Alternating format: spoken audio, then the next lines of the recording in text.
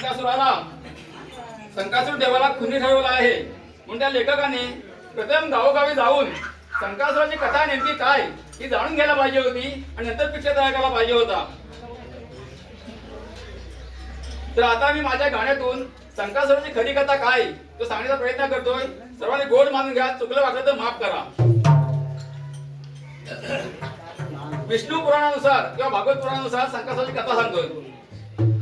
विष्णू पुराणी मत्स्यरूपी नारायण, विष्णू पुराणी मत्स्यरूपी नारायण, विष्णू पुराणी मत्स्यरूपी नारायण, विष्णू पुराणी मत्स्यरूपी नारायण. असुराने वेद तोडले भयभीत देवगण, असुराने वेद तोडले असुराने वेद तोडले भयभीत देवगण,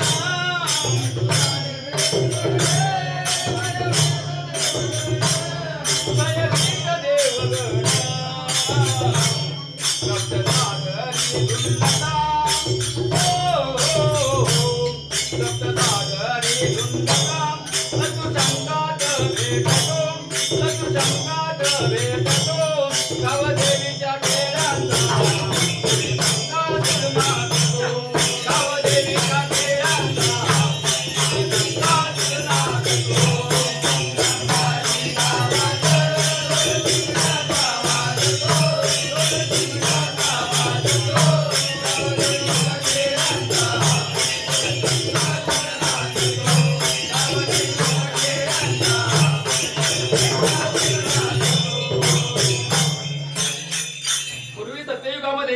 देव आणि दानवांचे घनघोर युद्ध व्हायचे. देव श्रेष्ठ की दानव श्रेष्ठ असा वाद चाललेला असायचा. तर हिरण्यक्ष नावाचा राक्षस पुढचा दानव त्याला असुर म्हणतात. तो या शंकामध्ये जाऊन लपला. तर त्याला बाहेर काढण्यासाठी विष्णूला पहिला मत्स्य अवतार घ्यावा लागला. पण तो मत्स्य अवतार घेताना विष्णूपुढे एक प्रश्न निर्माण झाले.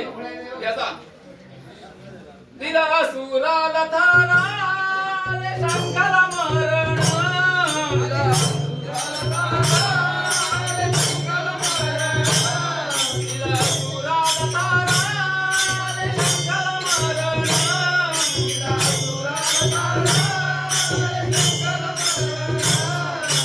मरणापोटी शंकराला विष्णूला शरण, मरणापोटी शंकराला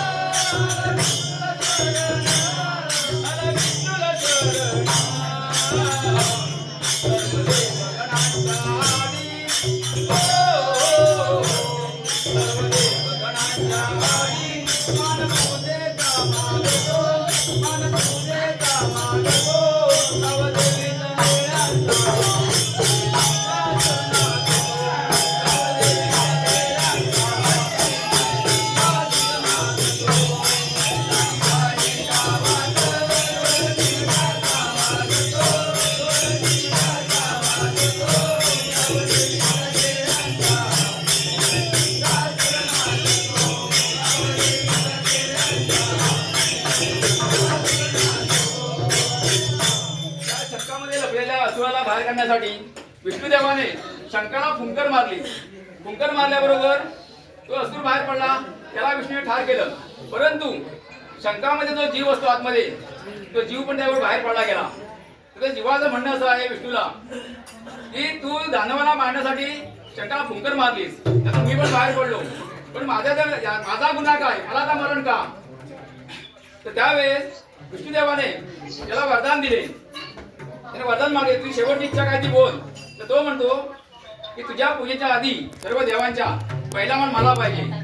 म्हणून आम्ही दशावताच्या आधारे हे नमन सादर करतो. या नमनामध्ये गणपतीच्या सोंगाच्या आधी पहिला मान आम्ही संकासुराला देतो. म्हणून या देवाला माझा कोटी कोटी प्रणाम.